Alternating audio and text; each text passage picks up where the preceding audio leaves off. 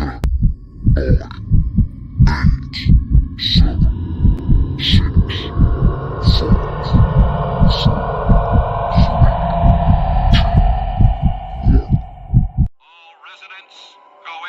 stay in your houses. Drive the rats in the tank area.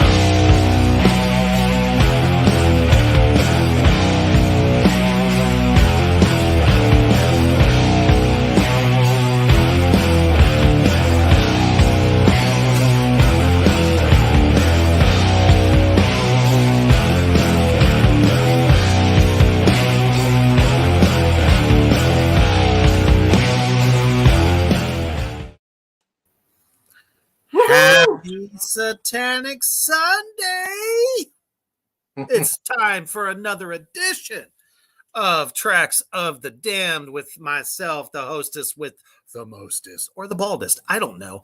It's motherfucking Reaper and my brother from another mother, Human the Hoofed Beast. What's up, guys? Thank you guys for joining us on Memorial Day Eve. What else the fuck you got to do than to drink some brew, smoke some devil's lettuce, and listen to us for the next hour? So we got an action-packed show for you tonight. Before we get into that, we're going to take a quick commercial break over to our brother over in the UK, Poison Valley Clothing. As like I've been telling you, if you haven't gone there yet, God damn it, go check out the new designs. They're phenomenal. Here we go. Check it out. Allahu Akbar.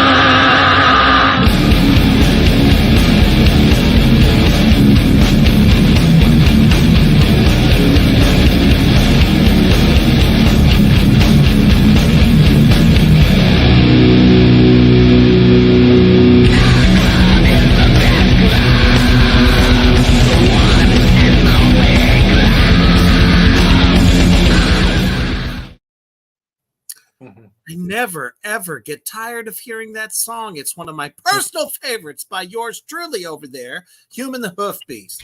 If you haven't checked out any of his stuff yet, please go and check that shit out. Where can they find it, brother? It's on Bandcamp and there we go. Spotify, Apple Music. I think all of the big ones, SoundCloud. It's on a whole bunch of them. I think it's I forget there's one you can sign up for and it handles like all of them. And the record label did that for me. Oh, nice. Yeah. But more importantly, people need to get ready for the new one coming out where Reaper is going to be playing drums for me. And to me, I've learned how to record much better. Vocals have adapted better.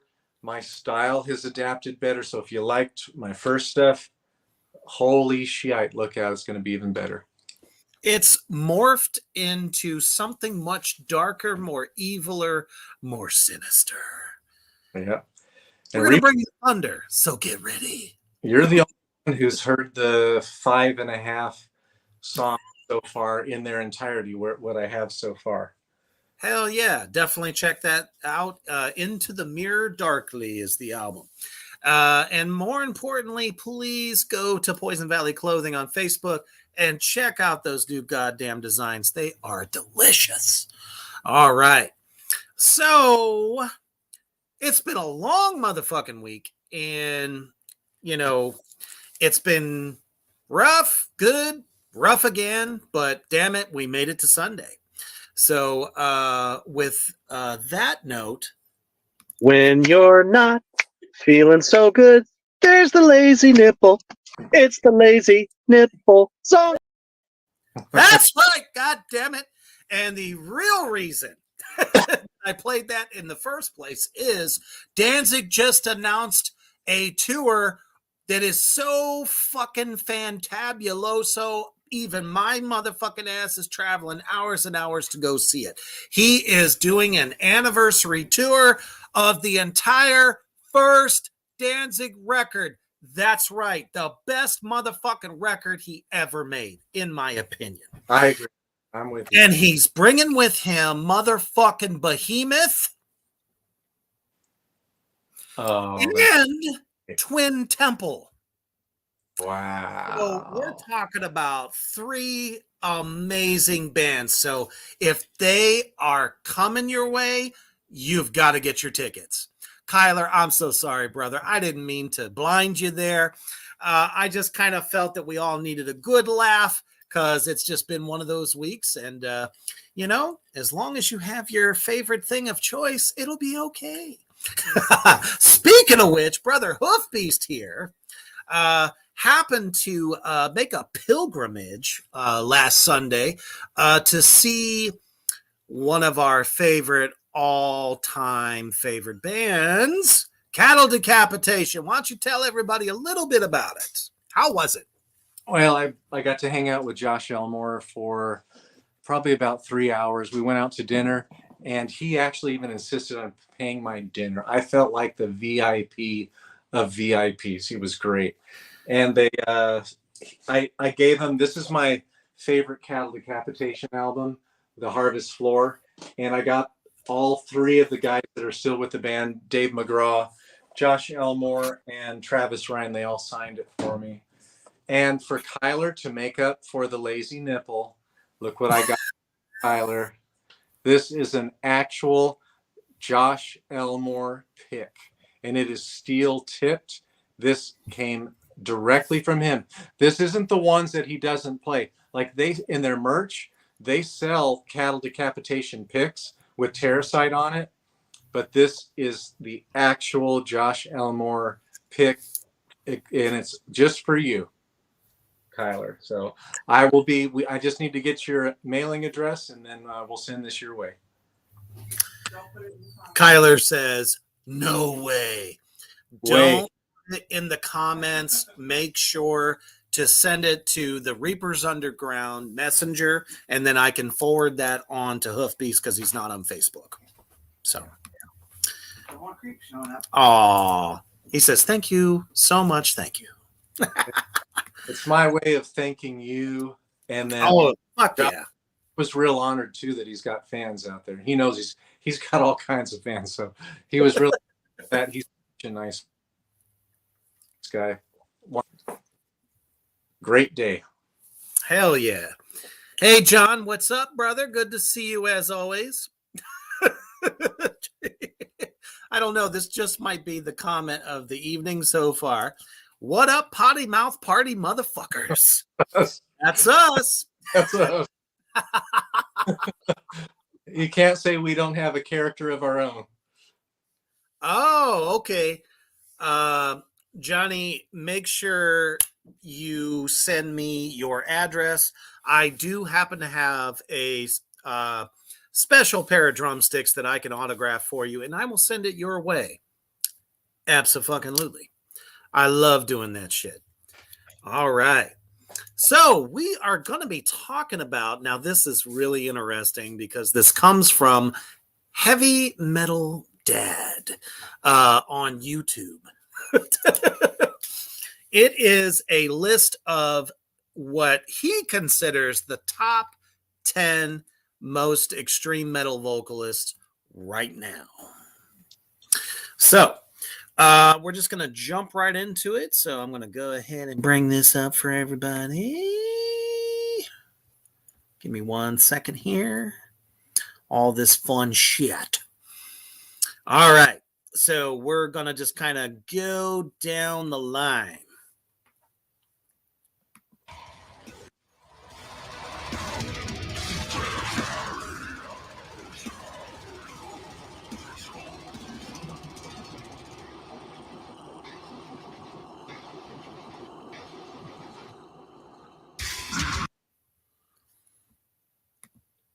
All right, so this was one of the first times I've ever even heard of this band, and I can kind of see why this particular vocalist comes in at number 10. Holy shit. Are you a little bit more familiar with this one, Hoofbeast? I'm not a deathcore guy. The only one that I really care about as far as like to where I would buy the band's album is Infant Annihilator. I've bought 3 of their albums. Nice. And I really like them. There's just something about deathcore, and I'll describe it a little later, that there's some aspects of it that I find sails the seas of cheese a little bit too much. I mean, at some point, it's like, I don't know if deathcore was just kind of a made up thing. But I mean, death metal is death metal. And obviously, if you take out, but here's the thing though, even if you take out all the blast beating all the time, in a way, to me, it's still death metal. But just kind of judging by this particular, bless you, singer's vocals, he's got some sick ass lung power. Mm-hmm. Very deep, very brutal, which I think we might be able to hear just a little bit more of.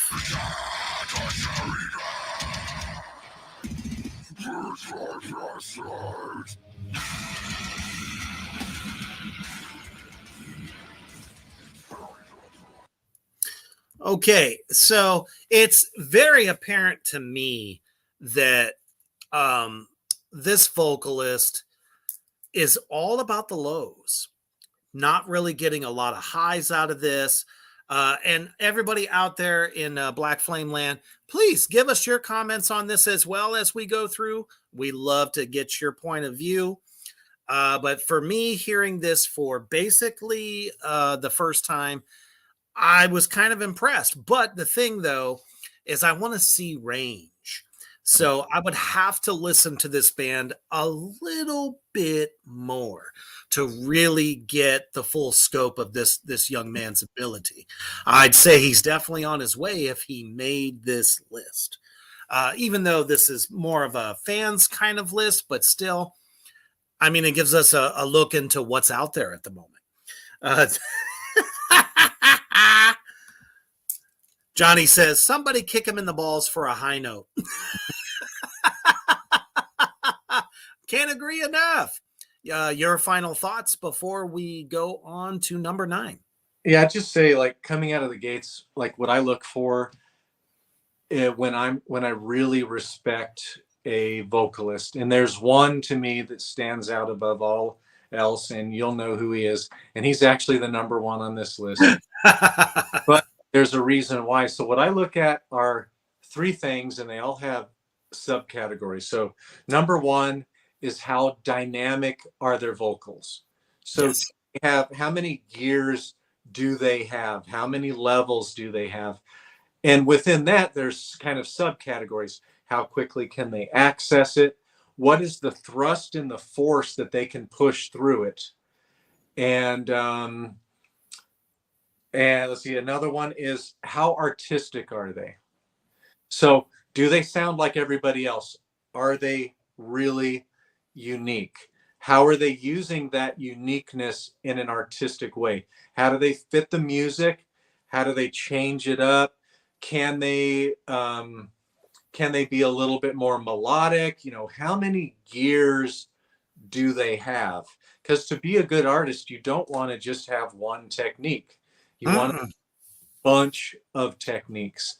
And the elites have several techniques. Out of this list, everyone in here is really remarkable. Like, they're really, really good. I would guess that the guy who is what is he called? The metal dad. I would guess about somewhere between 30 and 35 years old, because he's more into deathcore.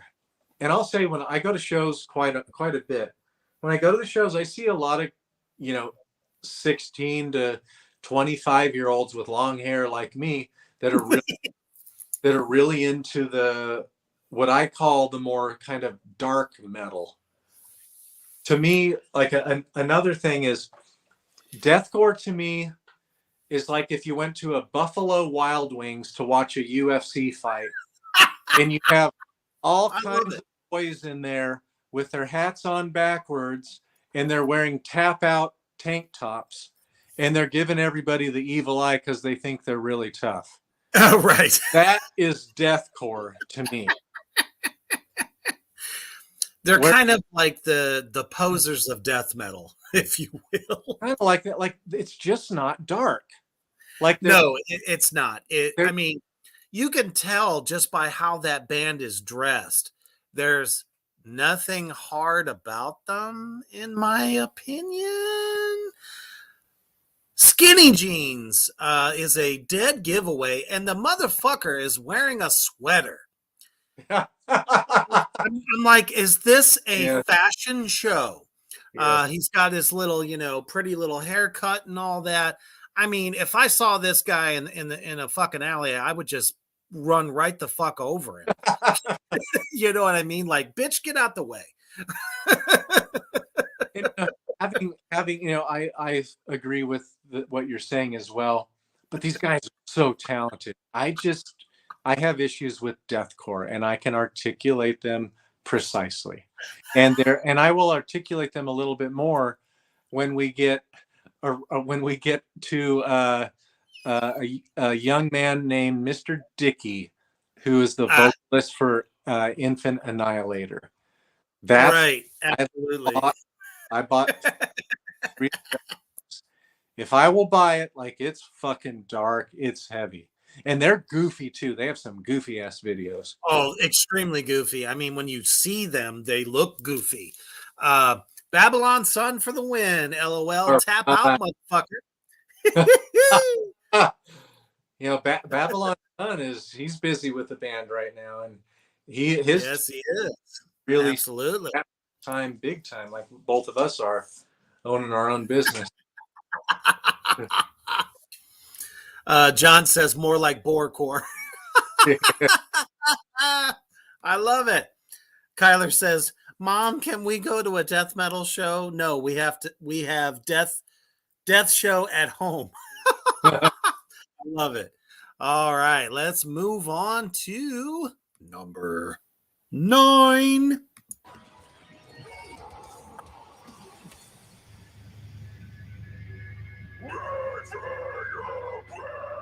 This is an absolute travesty.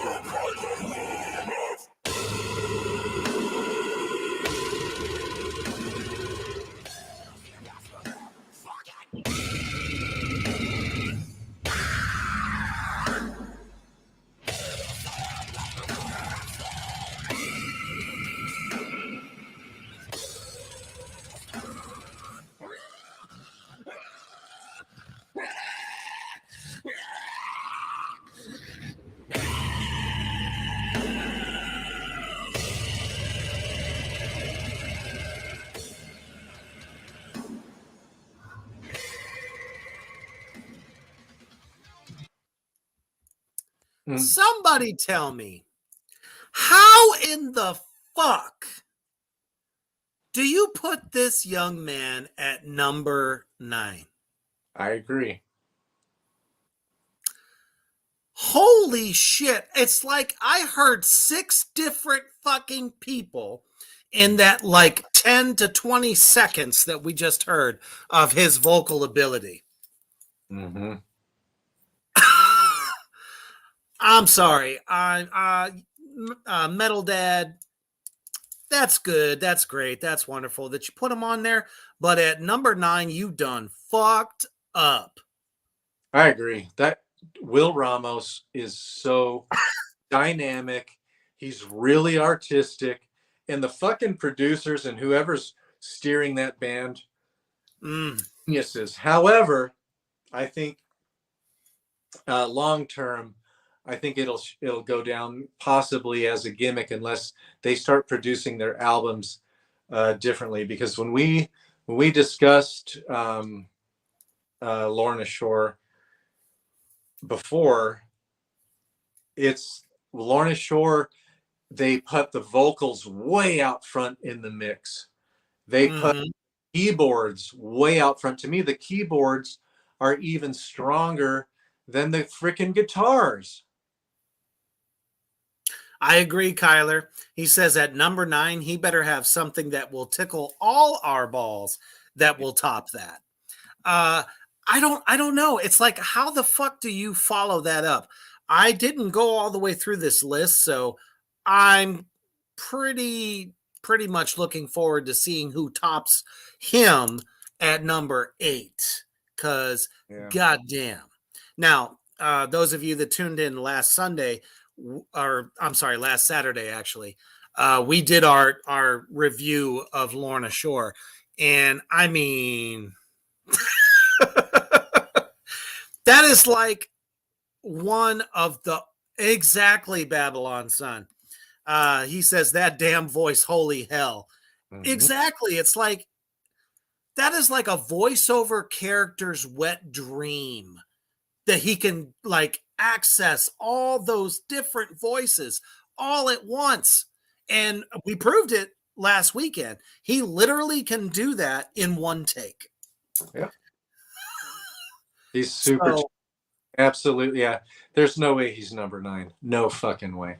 I can't believe that someone that is as huge of a fan of that genre that would actually put this guy at that particular placing. Top 3 at least. I agree. He's either number 3 or number 2 to me. And he's young. For sure. His vocal folds are still growing. The muscles, the tissue is still growing. In 5 years, he's going to be such a monster, because what Will Ramos lacks is some of the oomph and the push in his highs and his mids. Right. His lows, he is so talented. He can articulate. You know, and in your vocal folds, when I've been working on my deep growls, high ones are a joke for me. They're real easy to do. But the low ones are so subtle, and you have to be so relaxed. You have to be so relaxed to access those like 6 to 7 gears that the elite metal vocalist can. And Will Ramos is one of them. To me, he lacks a little bit of push behind it in his highs. And that's where there's a couple of other vocalists I think have him, but he's the future. I just wish I wish they would get like Andy Sneer, somebody like that, a really good metal producer to produce that band, and don't let them push the guitars to the back. Put him back in the mix to where he's almost an equal part. For sure. Kyler says that vocal camera video still haunts me. I can only go as far as Lord of the Lost vocals. Well, let me tell you something, brother. I'm a fucking neophyte. I can't do the screaming. I mean, I learned a little bit just by watching the video of him trying to teach an actual vocal coach. But I mean, I just don't have it within me. So I'm just in awe, to be perfectly honest. And, you know, like you said, I think he is the future. And I wouldn't be surprised if we see him take over for some other bands. Mm-hmm. You know, the other established bands, big bands in the future, invite him to even guest on a song. I could totally see that happening. Yeah. All right, let's check out number 8. Who the fuck beat this kid out?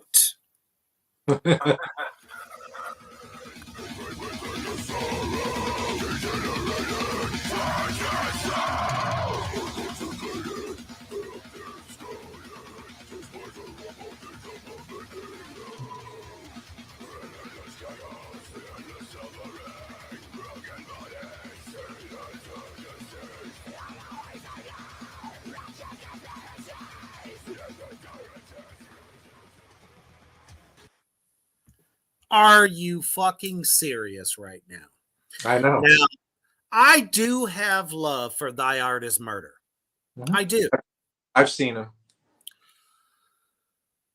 But beat out Will Ramos? No fucking way. I'm sorry. I'm not sold on that.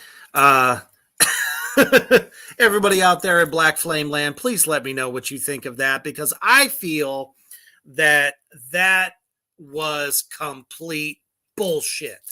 The band is great.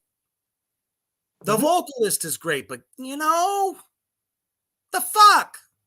He's not the elite echelon. No. He's really good. everyone He is good. that are on this list are outstanding. They're really good. But to me, there's only 3 or 4 on this list that are elite. And I have a list of a few others that I would have added. And when I brought up that I think Metal Dad is like probably 30 to 35 years old, because this is so deathcore heavy. It's so kind of what the kids. It really is. And he really hasn't delved into some of the elite. And when we get to the number 1, I'm going to reveal, and I don't know that this ever revealed who he thinks is the best death metal vocalist or extreme metal vocalist of all time. So stay tuned to this video. Absolutely. And everybody watching right now, please share this out. If you know some extreme metal band lovers out there, share this shit out. Let's get them in here. Let's get their comments. For real. Share it out everywhere you can. All right. Kyler, I do agree. It would be nice to see a Cradle of Filth collab with Will Ramos. Oh, that would be really cool.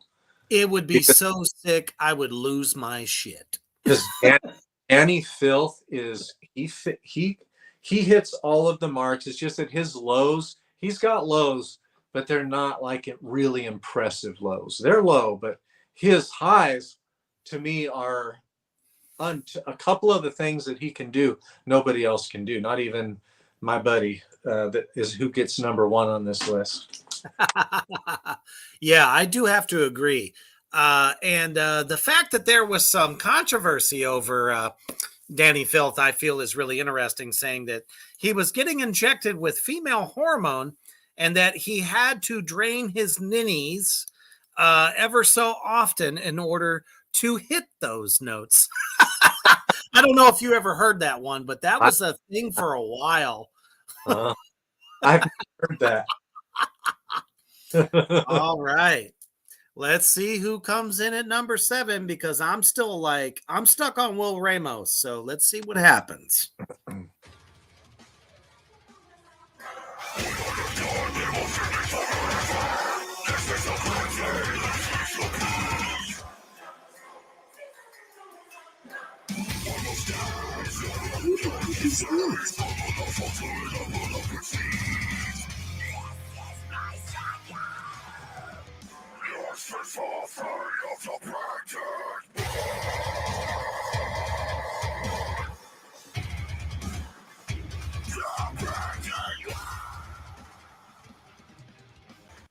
What? I know. I mean, good, but not better. This sounds like every other fucking deathcore band. There wasn't anything special there. And we were just talking about Cradle of Filth. Guaranteed he stole that like high voice from Danny Filth. And not even to Danny Filth's actual ability, but I could hear the influence there. Mm-hmm. Yep. Yeah, this like that's the thing. When after you watch this whole thing, you're going to be like, so many of them sound the same. They do. And that's really sad. It's like an actor who gets typecast. It's the same thing over and over again. There's nothing new that they have to offer. At that point, it's like, who can be more rhythmic? Who can follow the double kick more or the chugga riff more? But still, at the end of the day, if you can't access so many different abilities of your voice, I don't know. I get bored with it. I really do. Kyler says, I feel like I know him, but I know a lot of people with dreads. I love that. That's awesome. This is great. Holy crap. Johnny says, Reaper Neko Toys put out a ghost music figure you'd love. All right. Well, I'd have to check that out. As I am a bit of a collector. So if it's better than the pop vinyl version, I bet you I'll love it. All right, let's check out number 6, because I was not impressed by this last one at all.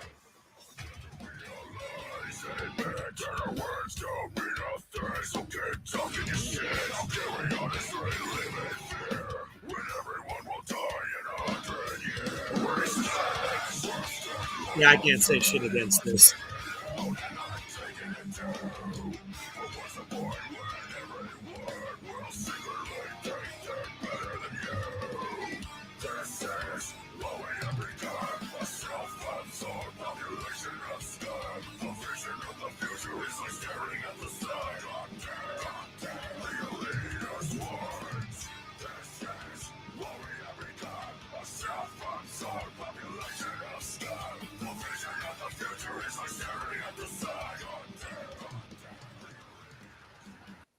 Yeah, I can't say shit against this. Phil Bozeman, he is by far one of my favorites, and I'll tell you why.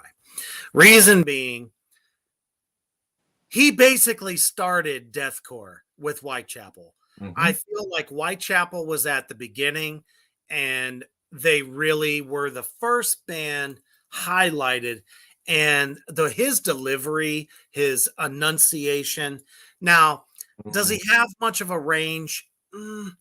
I mean, not too much, but that signature voice, when you hear Phil Bozeman, you know it's him. I agree. He has a very distinct kind of standard bearer for death. Yeah. I would say that Job for a Cowboy was before them. That's true. I saw Whitechapel open up for Devourment and Cattle Decapitation in August of probably 2010, I think it was. Wow. And Travis Ryan. And like another thing with deathcore is a lot of the band members wear shorts on stage. I can guarantee you I'm never playing in a show with fucking shorts unless I'm in fucking Colombia or Saudi Arabia. Would never. And it's so fucking hot that I have to. It's just like kiddie stuff. Yeah, So, I feel that. The cheese goes up. The only couple of guys that I ever felt that were wearing shorts on stage that made sense was Phil Anselmo and Dimebag Darrell. Those two guys could pull it off, and you wouldn't say shit about it. And Randy Blythe from Lamb of God as well. That's true. Yeah, I forgot about him. I totally agree. Both of those Pantera, great. It totally fits with what they do. For sure. Well, and Kirk Weinstead as well. I kind of, or Winstead. Hopefully I said that right. I think everybody says their own version. But he like always wears shorts, and I don't give a fuck. I think it's okay. I mean, fuck Crowbar. Let's go. Yeah. Well, they're also not wearing tight skinny jeans, right, that they've rolled up above their knees. Oh, don't get me started on that pussy bullshit. Oh, hell no. Man, glam is dead for a reason. And so is emo for the most part. So they kind of look like over it. They kind of look like frat boys to me when they and frat boys. You can agree with that. Frat boys are hashtag not impressed. No, not even close. It's like, glam was all about trying to look like chicks. Well, when this whole skinny jean thing happened, guess what? History repeats itself, only in a stupid fucking way. There ain't nothing hardcore or manly about it. If you're trying to be hard and I'm going to kick your ass kind of thing, fucking come at me in a pair of overalls, you dick. For real. Because we're not impressed.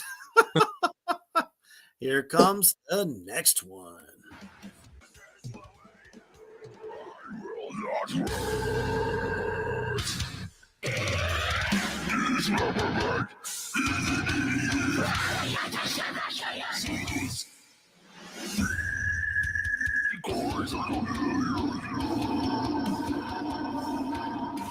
You fucking kidding me? I'm so not.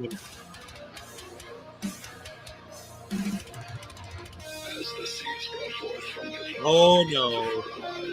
No, no, no, no. Not even. That was absolute shit. First of all, fuck you to whoever produced their album. The art of the breakdown never required anything from the mix board to give it an extra oomph. Yeah. That was ass. Anytime I see them bending down in unison and stomping Nope. in unison, the cheese factor is just so high. I mean, I'll take Judas Priest putting their backs together and going side to side and all this. I'll take that any day because it was done 35 fucking years ago or more. And this kind of, and like every deathcore band gets in the crab stance and they want to bend over all the way and cut their head almost to the floor when it's people. And it is easy. You need to put a scene like this with Oompa Loompas in.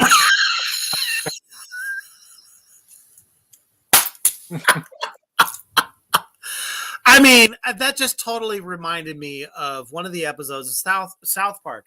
Crab people. Crab. Yes. I mean, come the fuck on. Who are you fooling? I mean, look at the guy on the screen right there. He looks like he just fucking got dropped out of his mama's cooch. I mean, come on. You ain't got nothing. You probably don't even have hair on your balls. He looks like a frat boy. Fuck. It's just. Oh, I love it, Kyler. Are not people talk like people. For sure. This guy does not belong in the top 5. Metal Dad, you just dropped your metal card.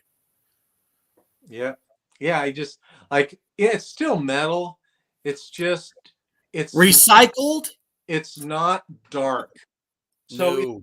if Black Sabbath set the standard and set the tone for metal with their self-titled album Black Sabbath coming out with the first song with the rain and the thunderclaps and then that fucking doom, this has nothing to do with the darkness that metal has. Nope. This I swear, I think I came up with this yesterday.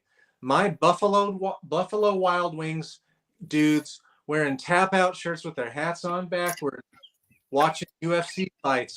That's deathcore. Yep, pretty much.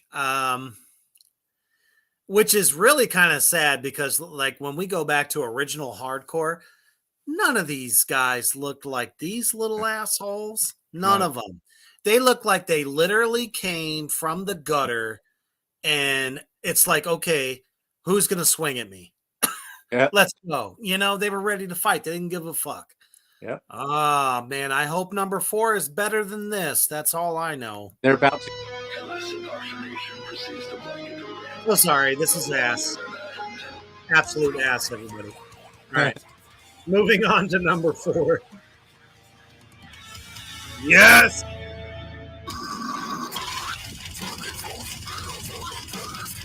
These guys fucking kill me. I love Dickie Allen. Holy shit.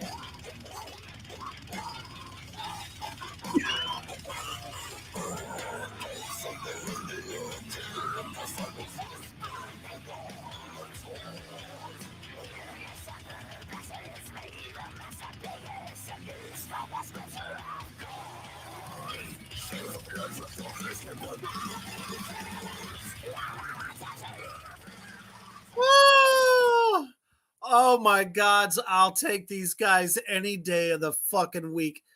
Oh, that video fucking cracks me up so bad. But the fact of the matter is they're fucking super talented. And the vocalist, Dickie Allen, man, He doesn't look like that could come from him. And I think that's one of the things I love most about the guy. And he's got a hell of a sense of humor. Yeah. Oh, there's all kinds of funny videos with him. He's great. He's outstanding. And like I said, this is a deathcore band that I will buy. I have bought 3 of their albums. They're really good. Super talented. You know, it's like they don't get so super serious. Like I have to make everyone think that I can kick everybody's ass. Yeah. They just do what they do. They have fun with it. I definitely agree with Kyler on this one. He says, see, this is how you have fun with death metal. I mean, totally. They're like nobody else out there, and they're humble as fuck. They just come out and they do what they do. It's well done. They aren't too serious about themselves either. They're just fucking intense, really dynamic. To me, great guitar solos.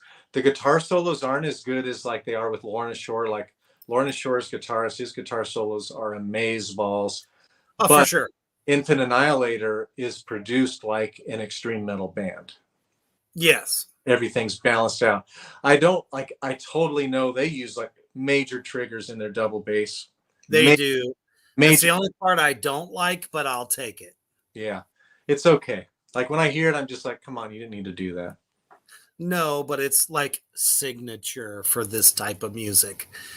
You know what, though? You never really got that with black metal bands that made blast beats like the thing to do. Yeah. They never had to. Nope. But I get it. It's like marketing, you know, these fucking producers. It's like if they get a hit with that sound once, they want to make every drummer sound like that. Nicholas Barker, the original drummer of Cradle of Filth, never had to have that happen. He didn't even have that when he went over to Dimmu Borgir either. Producers, get a clue. Yeah. Fuck, Dave Lombardo never had to have it. You felt every punch he gave you. Dave Lombardo's in my top 5 drummers as well. Always will be. Same for me.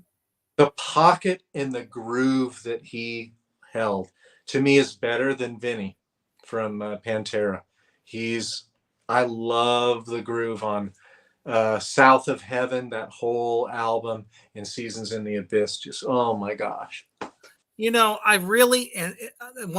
know this is kind of like a side note because that's not what we're talking about right now. But since you said that, the song Seasons in the Abyss was like a absolute highlight of 30-second notes when you're playing such a simple groove. Mm-hmm. That man showed his prowess in that song. Like I don't know. It just made worlds of fun to me because it's like, yep, he can play simple and groovy, laid back, but man, when that man filled and just fucking destroyed you with that. I just had to say that. It was one of my favorite songs by Slayer. Always will be. All right, let's see who's coming up now to the chopping block.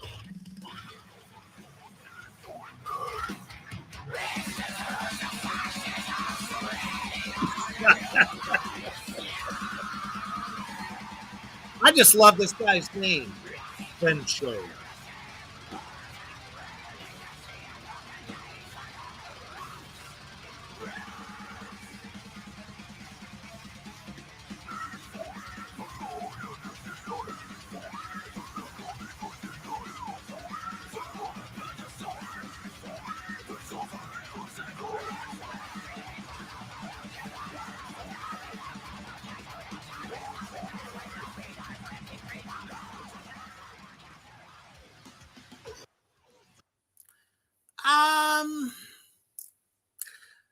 My only problem with this one is I don't understand a fucking thing that came out of his mouth. I don't know if it's because of accent. Um, I've never heard of the aborted, so this is something new to me. The video itself, though, fucking badass. They have a brain, and the Pope is driving some kind of blunt instrument into the brain. Yeah. So I give them points there because I'll take that any day of the week. That's how they do, metaphorically. But I don't know. I like what he's doing, but it lacks substance. It doesn't feel natural. He's kind of all over the place. It's not very calculated. I don't know. Just doesn't. It doesn't work for me. So I'm surprised he's this far up. To me, this wasn't the best clip to play of Aborted. Aborted, I agree that you never can really understand him very well. His articulation is pretty poor, but he has really good range. He has really good highs, really good mids, and really good lows. It's just you can't understand him real well. Super, super, super heavy, really, really dark. But I like the darkness of it. There's no way he's number 3. No way. And this is a brutal death metal band. There's no way. Yeah, that's a tough one even for me. Like I said, the imagery, the darkness of it, I love it. But all I can keep thinking to myself is Deicide. Much better. Let's see who comes in at number 2. This better be fucking great and wow my pants off. Okay, I'll take him. I'll take him all day. Alex the fucking Terrible. Mm-hmm. Yep. I just don't.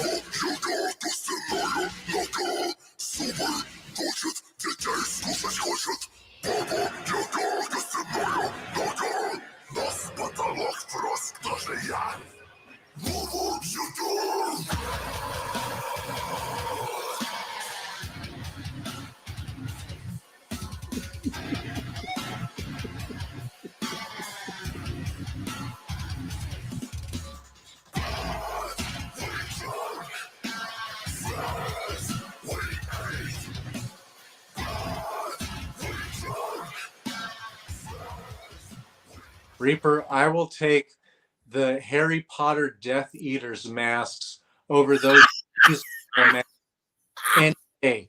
Those masks are not fucking dark.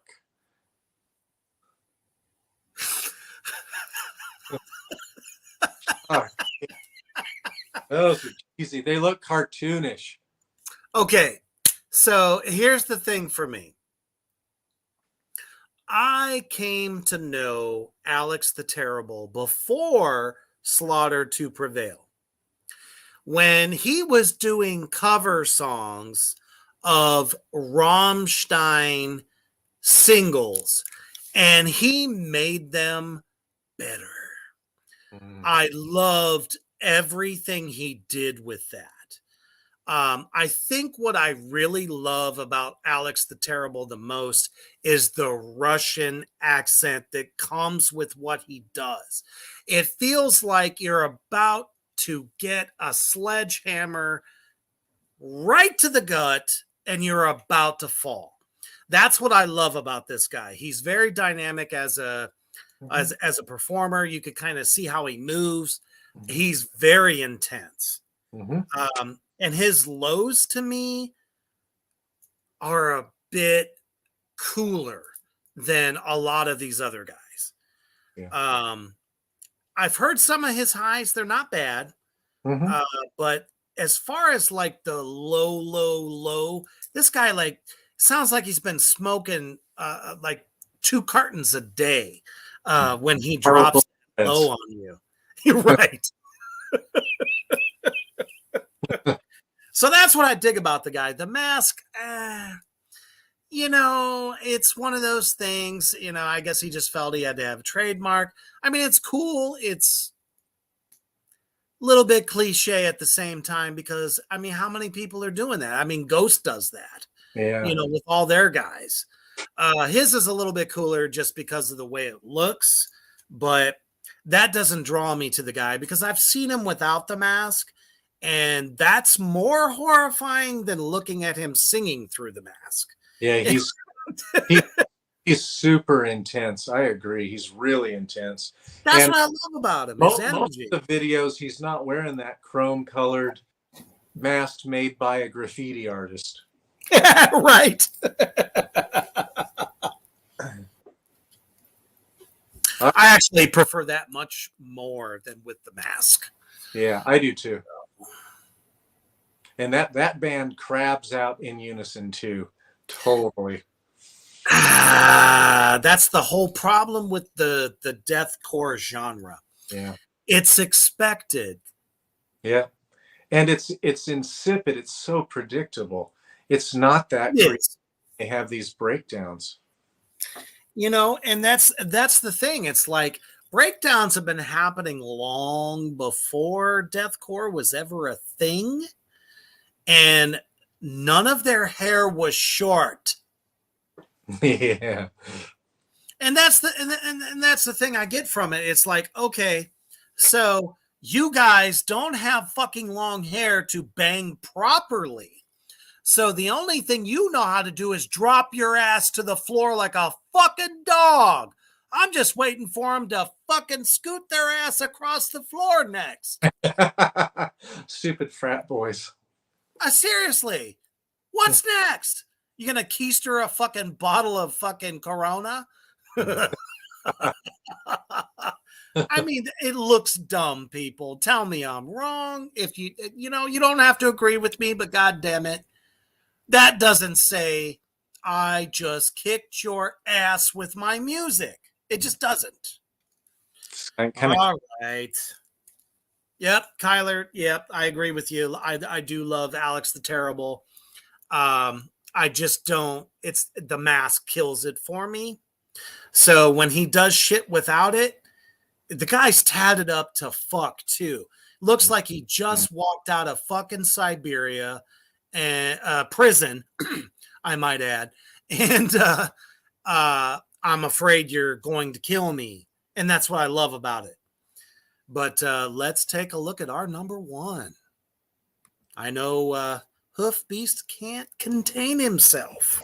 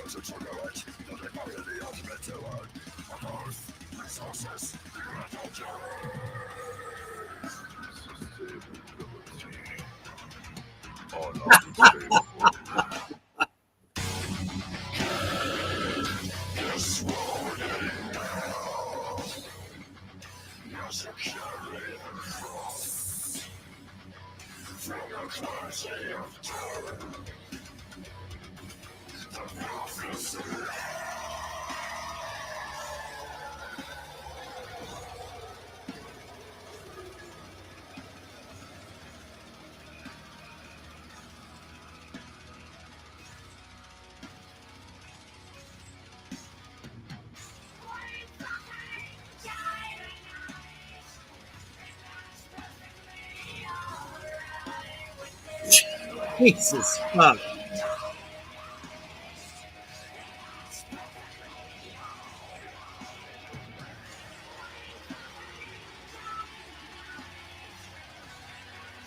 I never realized he could do that.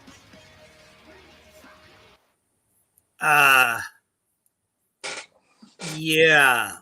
So I can see why Travis Ryan would be number one. There is quite a few things I love about the man, and I'm going to point it out. His facial expressions alone. show the emotion and intensity that none of these other wussy little fucking weak tits could possibly muster. And when that man rolls his fucking tongue, I'm dead. Yes. Like, holy shitballs. I think I spoke about this once before, where I was watching a How Do You Scream? How did you get to scream like this? And let me tell you, holy shit, Metal Empire Radio, what the fuck is up, brother Smokey? Love you, man. Miss you. Glad you could make it to the show. But god damn it. This guy literally does it all, and then he does a clean singing that you would not expect in this form of motherfucking extreme metal. Yeah, we call that his goblin voice.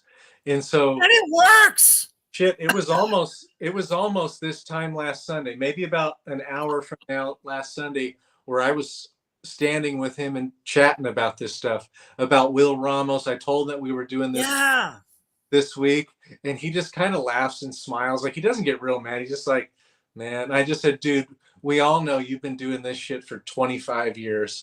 Yeah. And I'm, you know what, Reaper, you always pick up on these artistic things.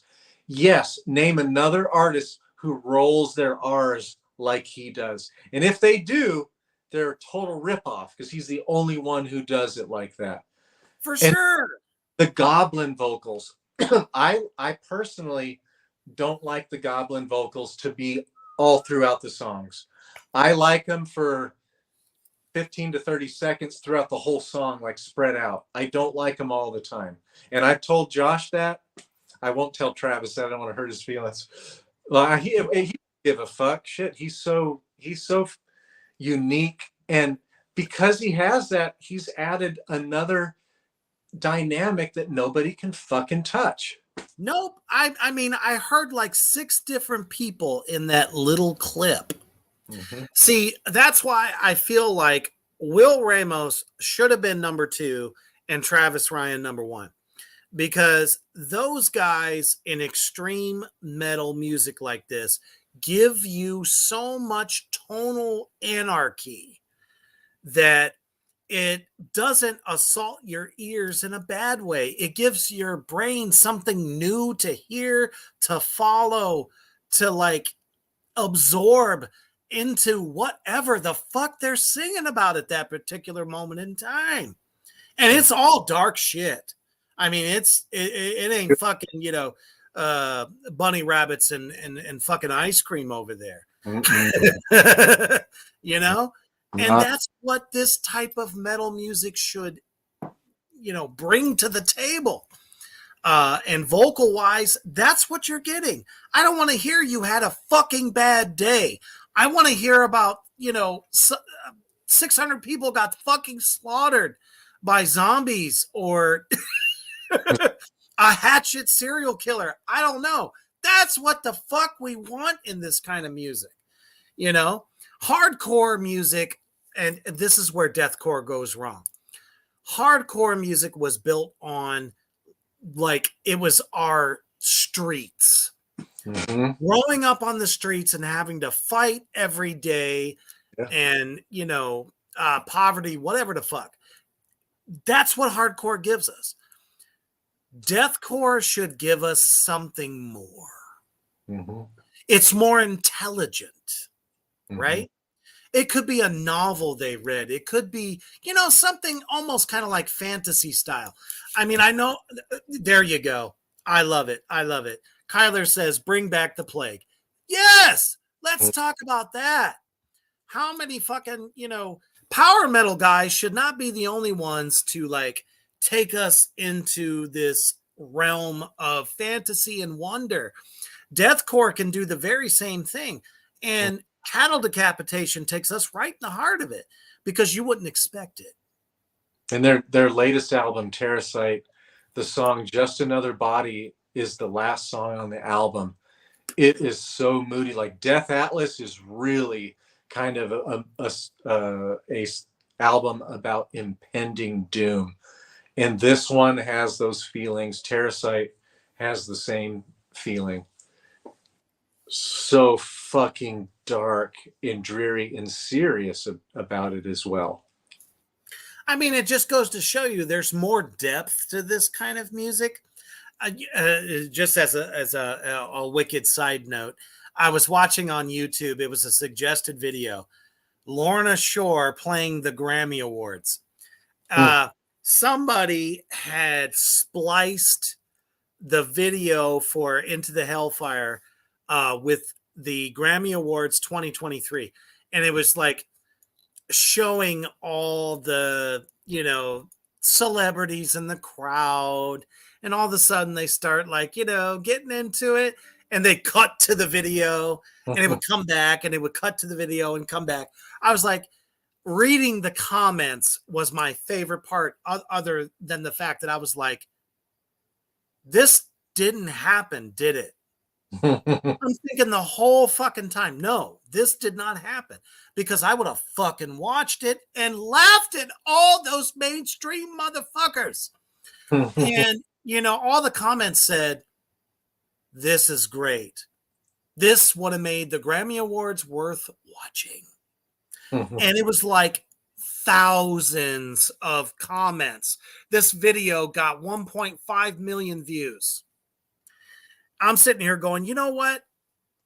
This should happen. It should. To show that there is depth, emotion, connectivity to this.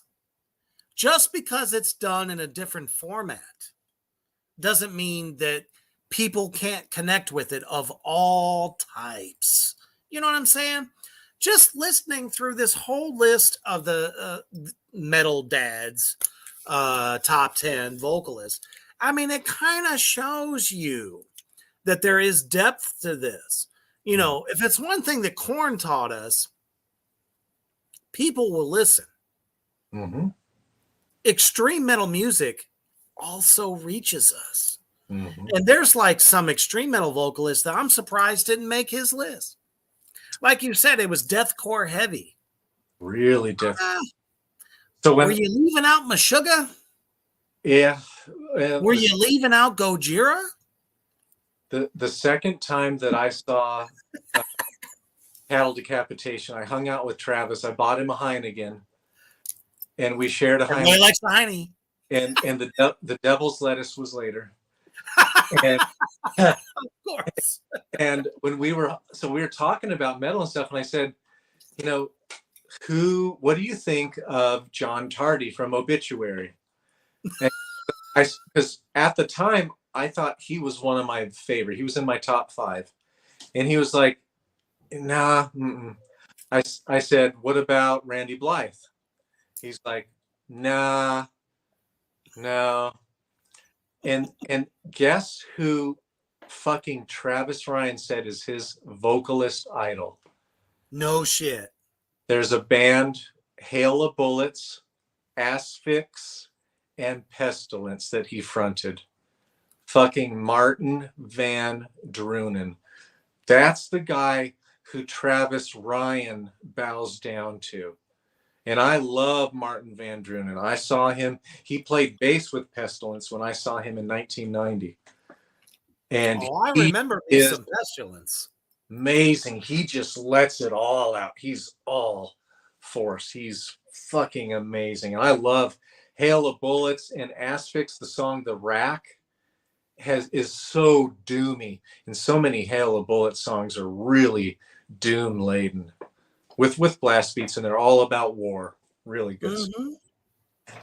So who else, Reaper, do you think he left off? I've got a whole fucking list of who he left off that maybe shouldn't have made the top 10, but to me they're more dynamic, or they're better than a lot of these deathcore vocalists. Yeah, I would say that definitely made more of a mark. I'm sorry. I think Chris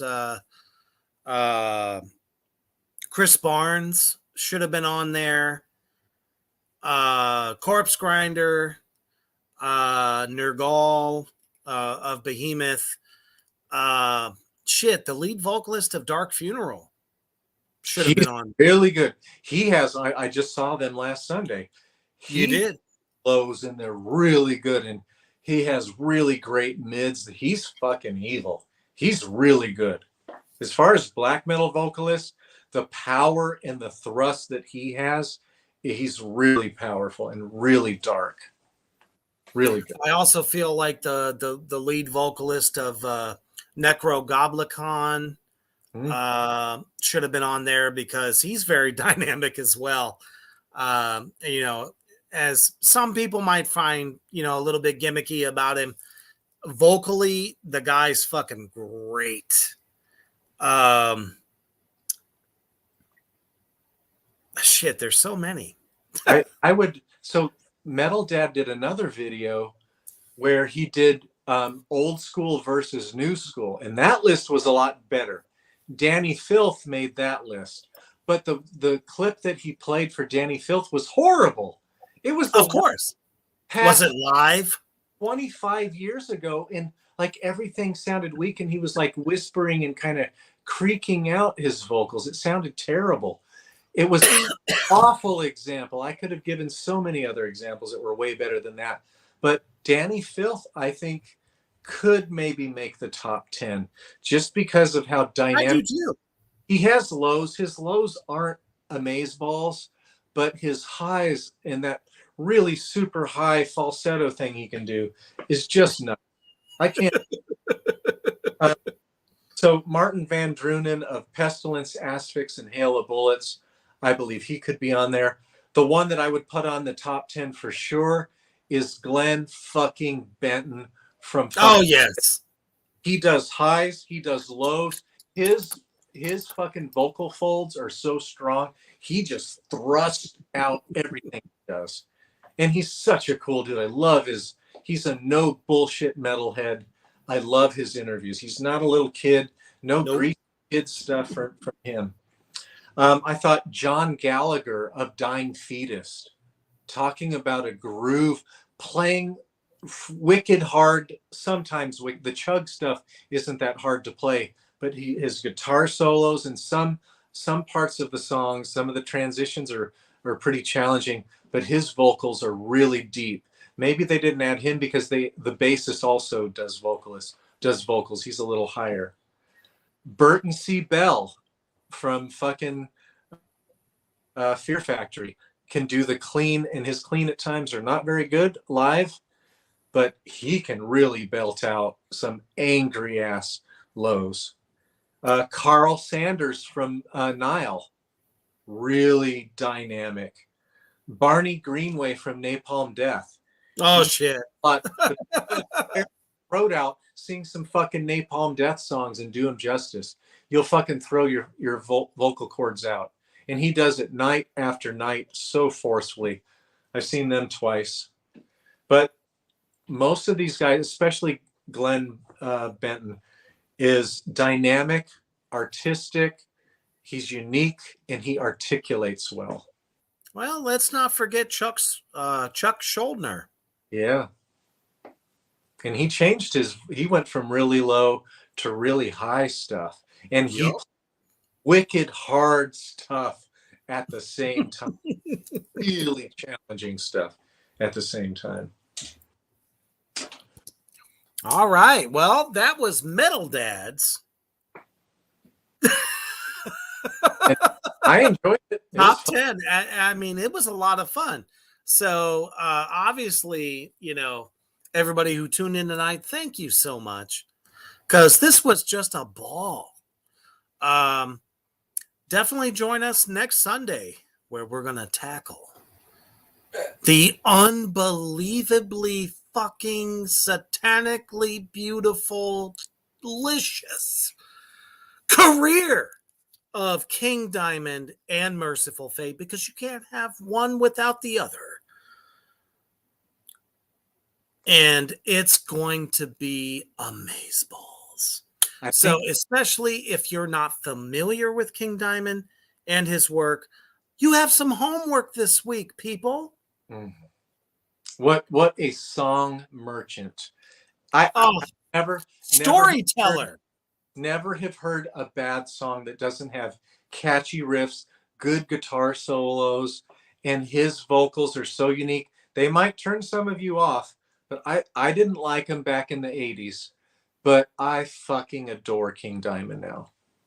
And I think, Reaper, I will volunteer to attempt a King Diamond line with the falsetto, the high stuff, if you will. And maybe Absolutely. if we get Mischief to join us, then I definitely want her to make this attempt as well.